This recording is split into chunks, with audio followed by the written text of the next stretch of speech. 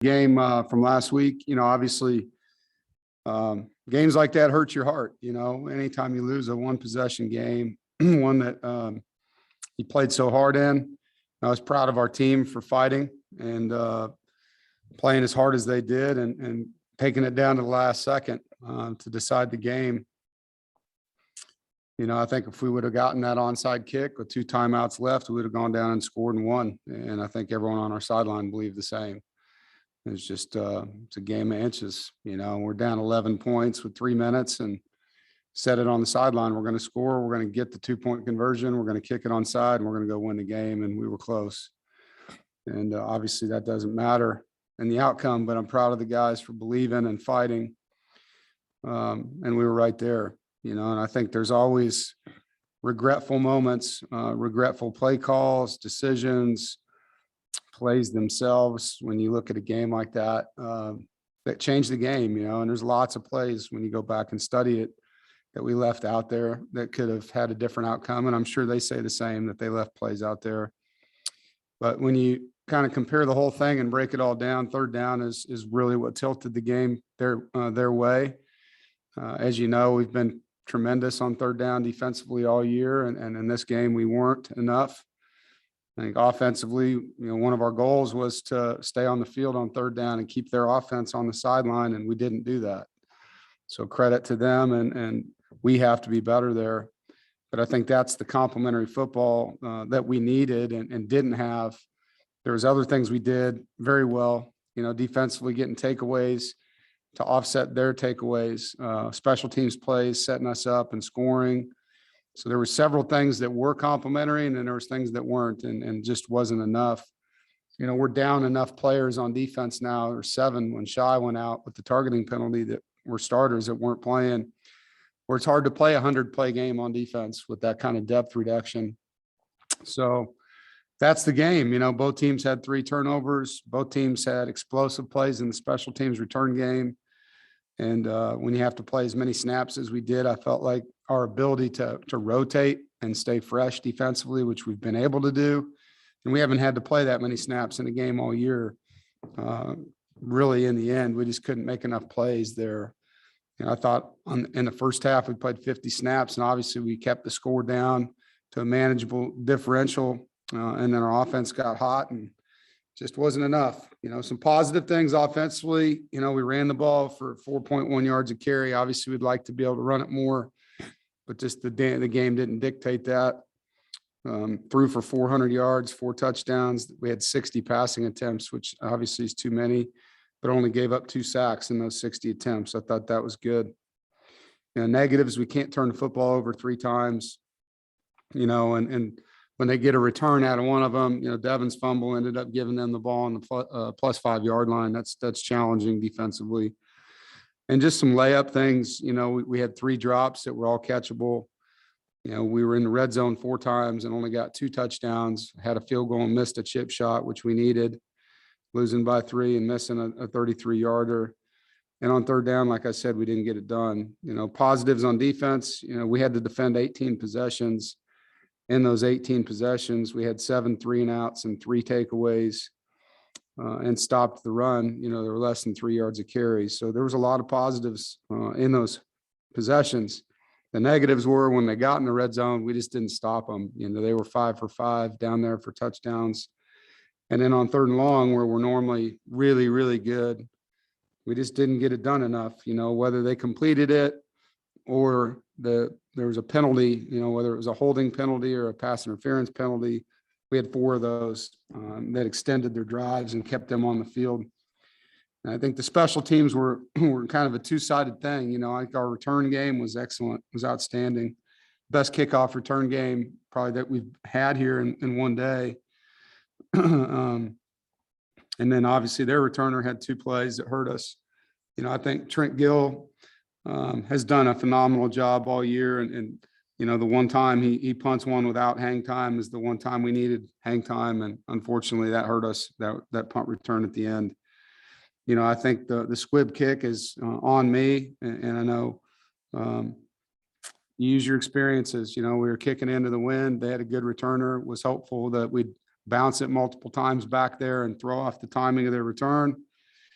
In the past, I've kicked into the wind and they give up a big return and you're like, why didn't you squib it? You know, it's just one of those things. It's great to sit here after a game and say, I wish I would have done this, wish I would have done that. And I made the decision. It didn't work. So I have to own that before the half. We gave them good field position. They got 3 points out of that.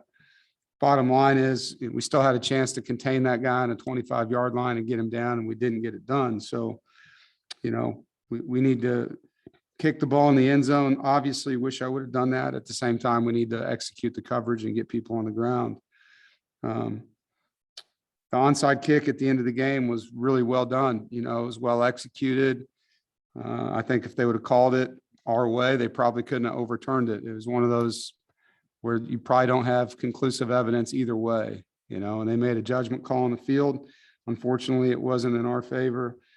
I thought it was a good kick by Chris and a, you know, a play right on the 10-yard mark with Ricky. And I couldn't see a good enough replay of it to tell you one way or the other if it was a good or a bad call. I just know it was a call that probably didn't have conclusive evidence either way based on how they called it on the field.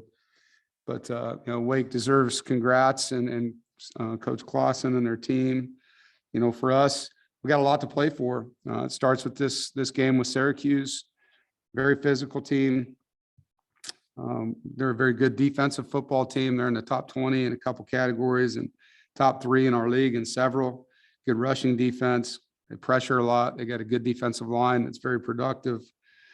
They're number 1 in the conference in rushing offense and have the top running back statistically in the league. And their quarterback rushes the ball well and is a North Carolina native. And they embrace Dino's mentality. You know, I think he's an aggressive coach. He's a sound football coach. He's done a great job for many years as a head football coach, and I have a lot of respect for him. You can see that they've changed a lot. You know, I think he's playing to his personnel. They've got a good back. They got a running quarterback. They got a big offensive line. Their DBs run around. Their linebackers are really active. They've recruited well on the defensive line.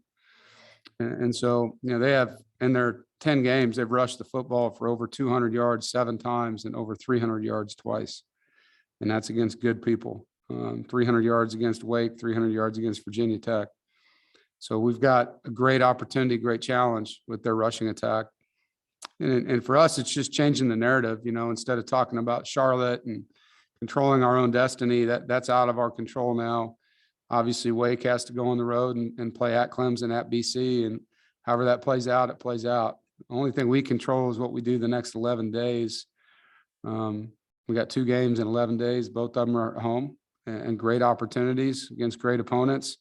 This one's Military Appreciation Week, and it's an awesome setting in our stadium.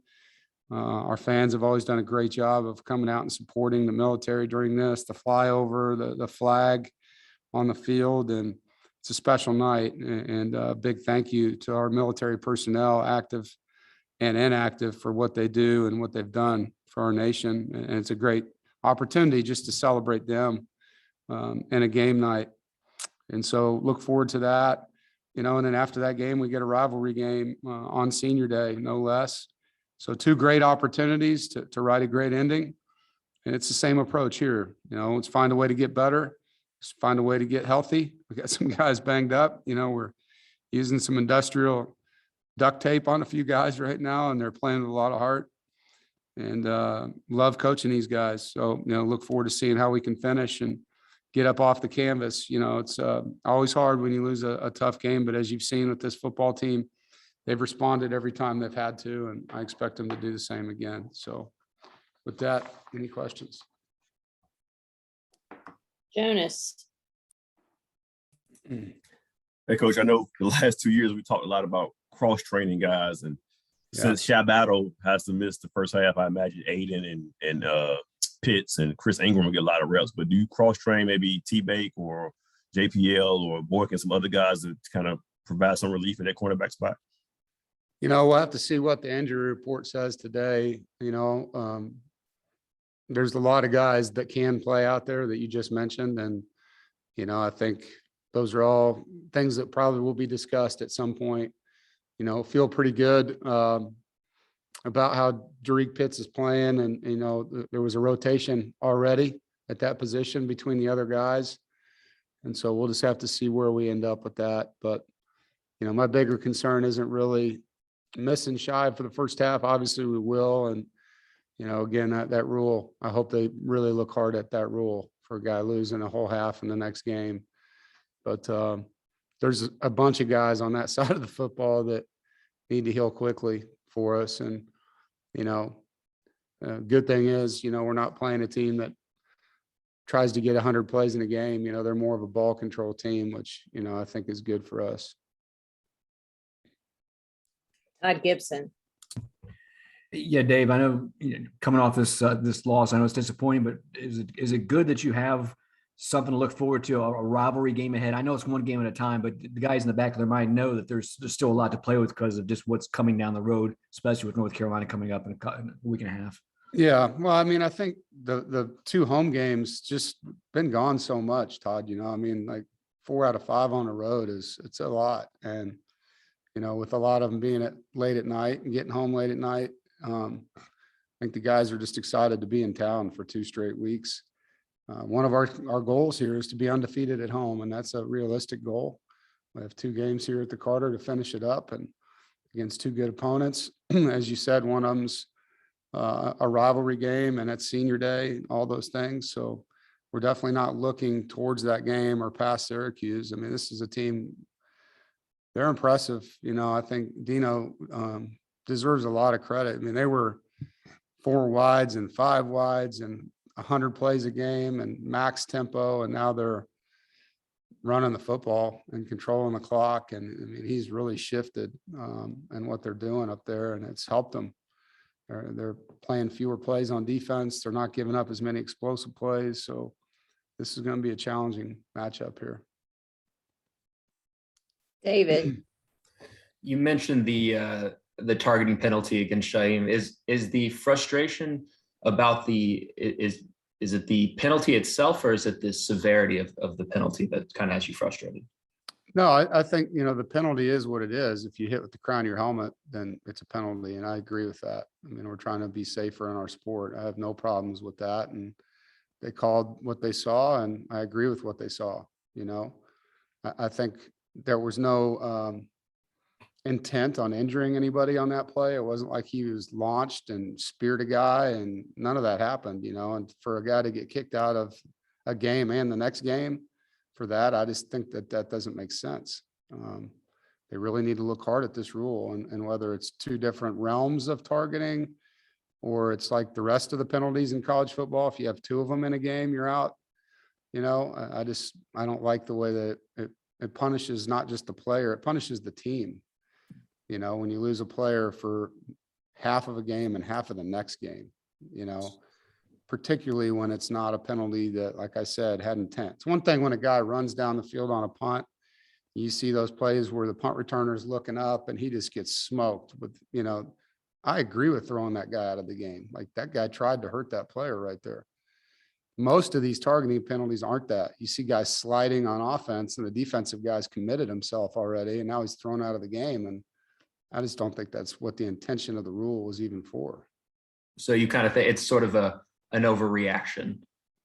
Well, I think everything you do has consequences. Some of them are unintended. And I think what we're seeing now is a lot of unintended consequences to a good rule. And I just think they need to relook at it and try to get out of the rule what the rule was intended to do. And that's protect players, that are in positions where they're not protected.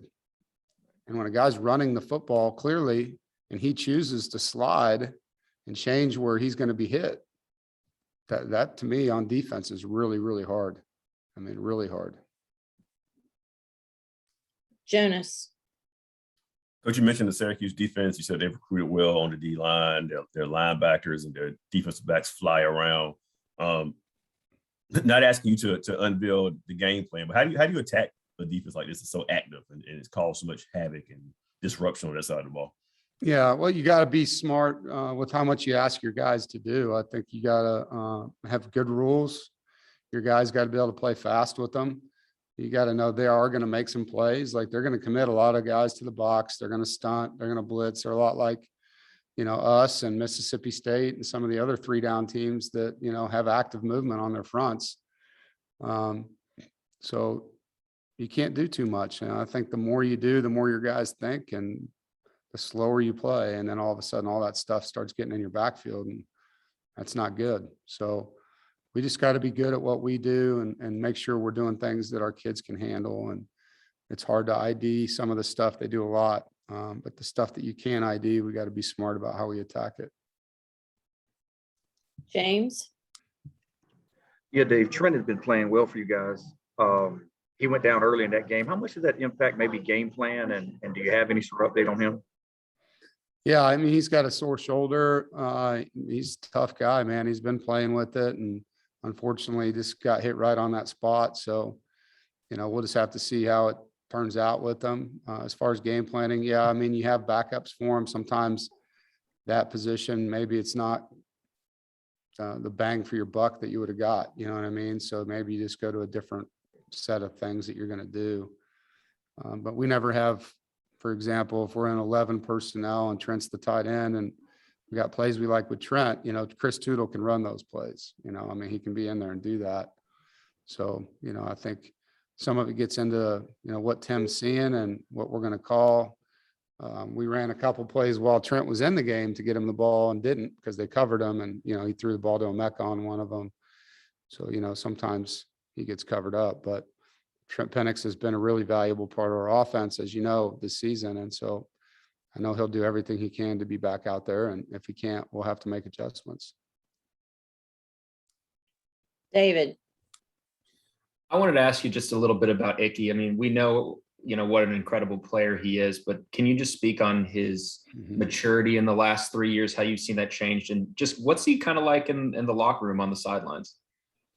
Honor to coach a young man like him. Comes from a great family, very respectful, always handles his business in the classroom, in person, very polite, outgoing, lively, energetic, and then on the field, dominating. He's one of those guys that puts his helmet on and changes and wants to finish people, and takes a lot of pride in improving. I mean, I think he's improved as much as any guy on our team. When you look at what he wanted to be better at this year, was his pass pro, and he's done a tremendous job with that. He's worked hard in the weight room to improve, not just strength, which you guys see, but his flexibility and things like that. So, he's everything you want on the offensive line. He can play multiple positions, and he's a very durable guy. So, you can depend on him. And he's not a guy that makes mistakes. He understands what Coach Garrison wants. And usually when you look at his grades, there's very few, we call MAs, missed assignments on there. Todd Gibson. Yeah, Dave, you've said all along that you like how this team has been led. Did some players step up after the disappointment of the Wake Forest loss, or do the guys just, as normal, just do what they do in situations like that? No, they will. They'll step up. I mean, each position group has guys that are more vocal. You guys know who they are by now. And, the thing that's had to happen because of the injuries is certain guys have had to take on more, like Drake has taken on more in a linebacker room.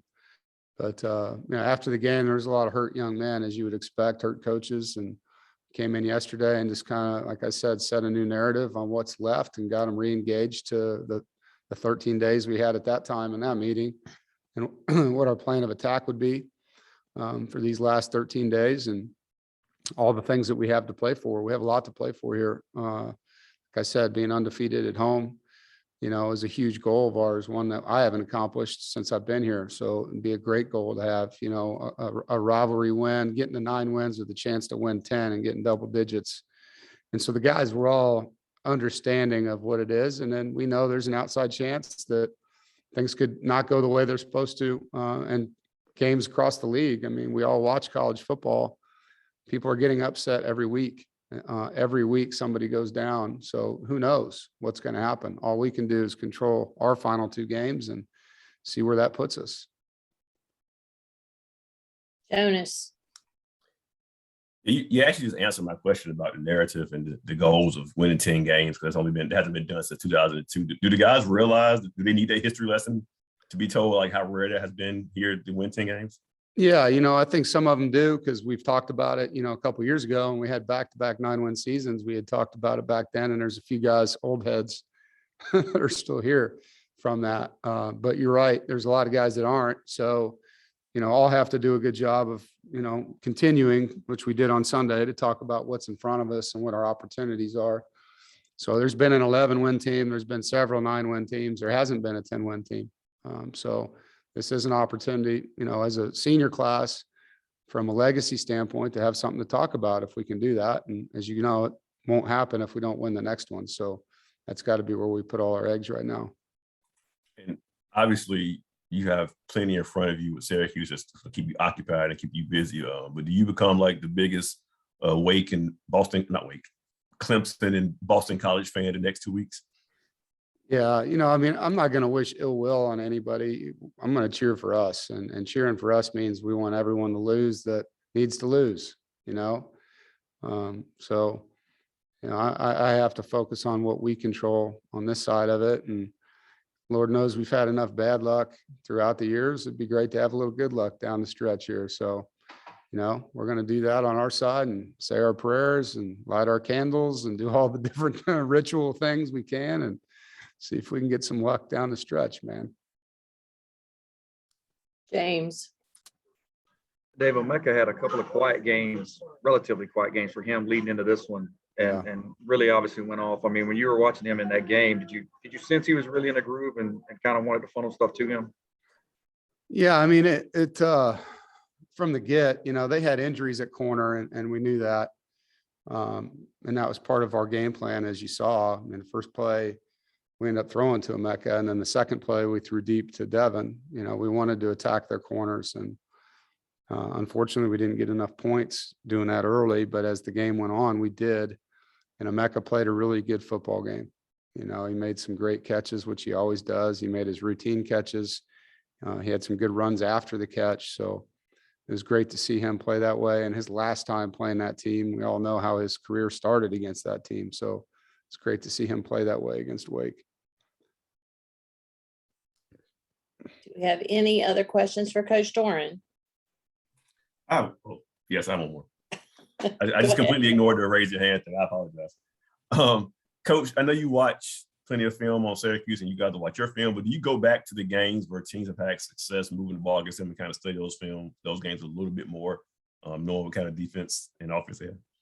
Oh, yeah. I mean, we watch every film. You're going to look at the statistics of every game and on both sides of the football, on special teams, who did well, who didn't do well, why did that happen? And so we're definitely going to do that. It's part of breaking down the team and really seeing who does things that are similar to us and were those things successful or not successful, and then looking at the personnel matchups, where are we going to have our hands full? Like number 18 for them has 20 tackles in the backfield, 8 sacks and 12 TFLs. He's a really good player. And Kingsley's been there forever. I think that guy's been there for 8 years, the other defensive end, number 9, and that guy makes a ton of plays, so they got a good defensive line. And I think it's really important. Coach Garrison and Coach Beck will do this, and Coach Roper, what part of the, blocking schemes for the protections and the play actions and the run game fit best, and who's had similar pictures that we can study to see if, our ideas are good ideas. Anybody else? All right, Coach, thanks.